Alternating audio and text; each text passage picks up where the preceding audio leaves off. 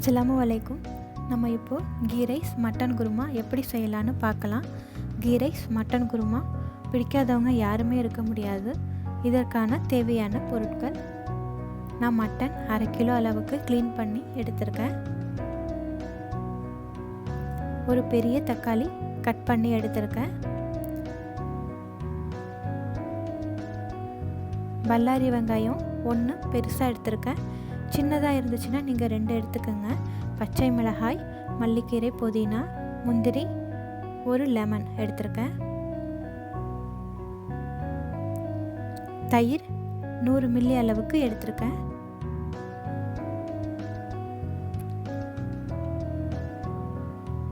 இஞ்சி பூண்டு paste 3 teaspoon அளவுக்கு எடுத்திருக்கேன். இதற்கான மசாலா: மிளகாய்த்தூள் 1/2 டீஸ்பூன் எடுத்திருக்கேன். ஜீரகத்தூள் 1 டீஸ்பூன், மிளகுத்தூள் 1 டீஸ்பூன், மல்லித்தூள் 3 டீஸ்பூன் அளவுக்கு எடுத்திருக்கேன்.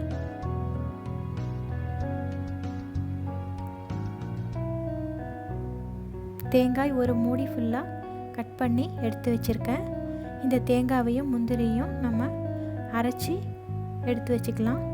நெய் தேவையான அளவு எடுத்துக்கோங்க. ஆயில் எடுத்துக்கோங்க. இது ரொம்ப ஈஸியான டிஷ் தான். இன்ஷா அல்லாஹ் செஞ்சு பாருங்கள். நான் குக்கரில் 100 மில்லி அளவுக்கு எண்ணெயும் 2 டீஸ்பூன் நெய்யும் சேர்த்துருக்கேன். ஹீட்டான உடனே பட்டை, ஏலக்காய் எல்லாத்தையும் போட்டு பொரிய விட்டுடலாம். நெக்ஸ்ட்டு நம்ம கட் பண்ணி வச்சுருந்த வெங்காயத்தையும் சேர்த்துடலாம். நல்லா பொன்னிறமாக ஃப்ரை ஆகட்டும். கோல்டன் ப்ரௌன் கலரில் வரணும்.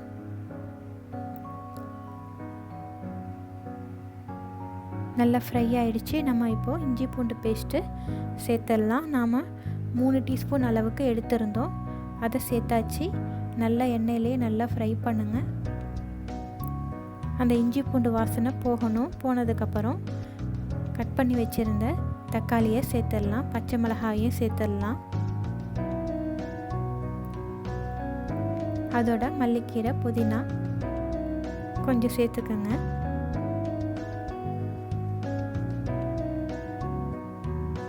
இப்போ நல்லா மிக்ஸ் பண்ணி விடுங்க.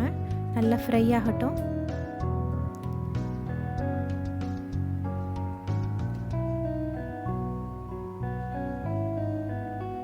தேவையான அளவுக்கு உப்பு சேர்த்துக்கோங்க.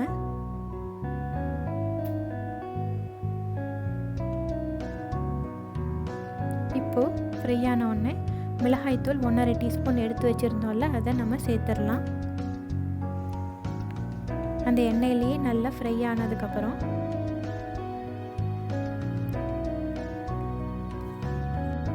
நம்ம இப்போது தயிர் சேர்த்துக்கலாம். நல்லா மிக்ஸ் பண்ணி விடுங்க.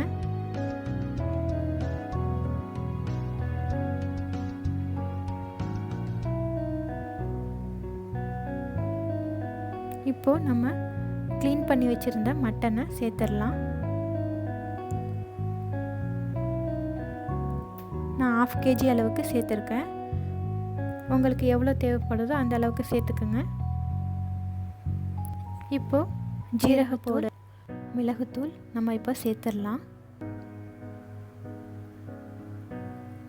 சேர்த்து நல்லா மிக்ஸ் பண்ணி விடுங்க. மட்டன் 10 மினிட்ஸ் அதில் நல்லா ஃப்ரை ஆகட்டும். அப்போ தான் மட்டன் நல்ல டேஸ்ட்டு கொடுக்கும்.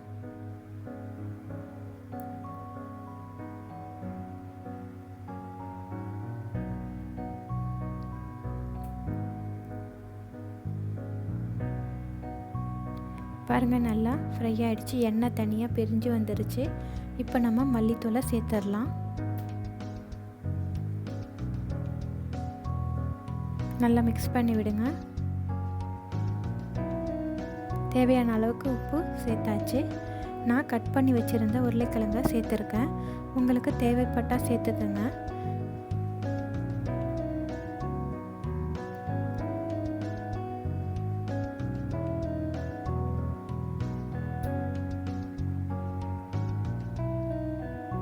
இப்போ 1/2 லிட்டர் அளவுக்கு நான் தண்ணி இதில் சேர்த்துருக்கேன். தண்ணி சேர்த்ததுக்கப்புறம் குக்கரை நம்ம மூடி வச்சிடலாம். மூடி வச்சு விசில் சத்தம் வரட்டும். கறி நல்லா வேகட்டும். அதுக்கப்புறம் சவுண்டெல்லாம் அடங்கினதுக்கப்புறம் குக்கரை ஓப்பன் பண்ணுங்கள். ஓப்பன் பண்ணதுக்கப்புறம் நம்ம தேங்காவையும் முந்திரியும் அரைச்சி வச்சுருந்தோம்ல, அதை நம்ம இப்போ சேர்த்துடலாம். நல்லா மிக்ஸ் பண்ணி விடுங்க. லெமன், ஹாஃப் லெமன், ஒரு லெமன் எடுத்துருந்தோம், அதில் ஹாஃப் நான் புளிஞ்சு வச்சுருக்கேன். அந்த லெமன் ஜூஸை நம்ம சேர்த்துடலாம். அதோட மல்லிக்கீரை புதினாவையும் சேர்த்துடலாம். பாருங்கள், இப்போ குருமா ரெடி ஆயிடுச்சு.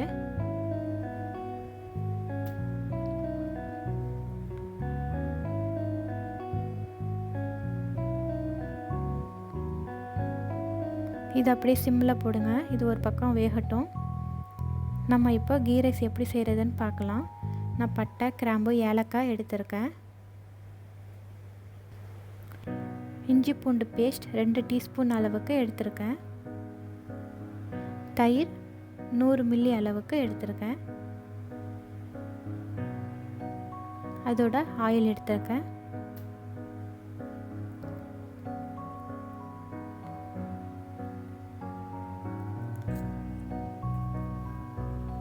தேவையான அளவுக்கு நெய்,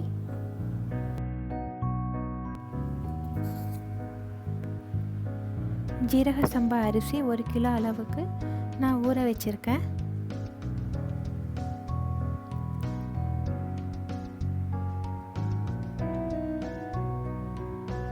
வெங்காயம் 1 கட் பண்ணி எடுத்திருக்கேன்.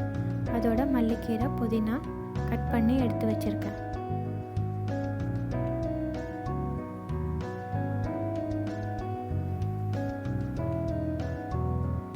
தேவையான அளவுக்கு உப்பு.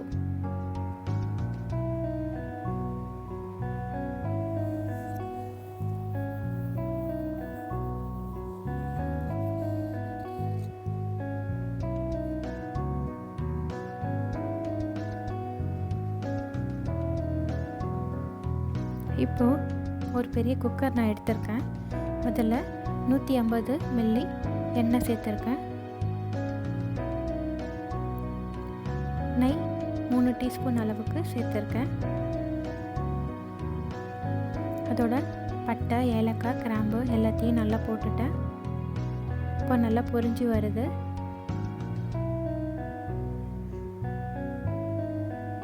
அதோட நம்ம கட் பண்ணி வச்சுருந்த வெங்காயத்தை சேர்த்துடலாம்.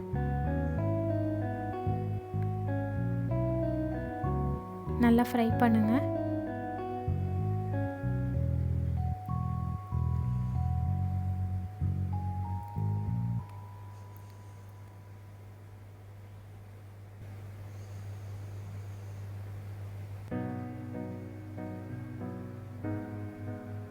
அதோட இஞ்சி பூண்டு பேஸ்ட்டு 3 டீஸ்பூன் அளவுக்கு நான் சேர்த்துருக்கேன்.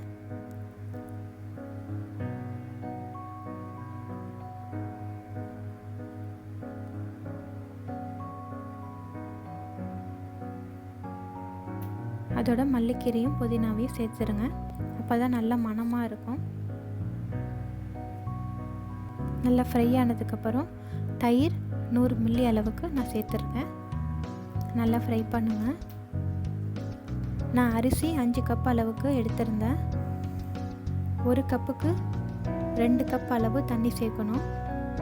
5 கப் அரிசிக்கு 10 கப் அளவுக்கு தண்ணி சேர்க்கணும். ஜீரக சம்பா அரிசி, இதே பாசுமதி அரிசியாக இருந்துச்சுன்னா நீங்கள் 1.5 கப் அளவுக்கு தண்ணி சேர்த்துக்கோங்க. 1 கப்புக்கு 1.5 கப் அளவு தண்ணி சேர்க்கணும். பாருங்கள், நல்லா ஃப்ரை ஆகிடுச்சு. தேவையான அளவுக்கு நீங்கள் உப்பு சேர்த்துக்குங்க. நான் 10 கப் அளவு தண்ணி சேர்த்துருக்கேன்.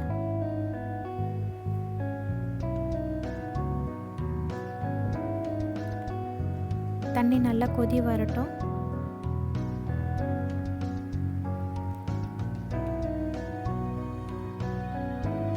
உப்பு செக் பண்ணிக்கோங்க. நல்லா தண்ணி கொதி வந்ததுக்கப்புறம் நம்ம ஊற வச்சுருந்த ஜீரக சம்பா அரிசியை போட்டுடலாம்.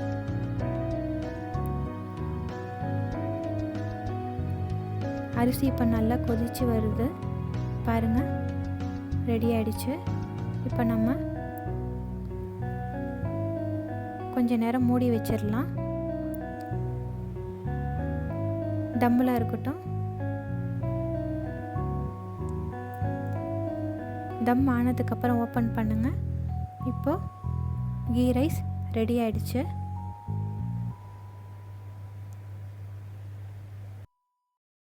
பாருங்கள், கீ ரைஸ் இப்போது ரெடி ஆயிடுச்சு. நம்ம அடிசோரை பிரட்டி எடுத்துக்கோங்க. அடியிலேருந்து பிரட்டி போடுங்க. இப்போ சோறு நல்லா புழுங்கி தம் ஆயிடுச்சு.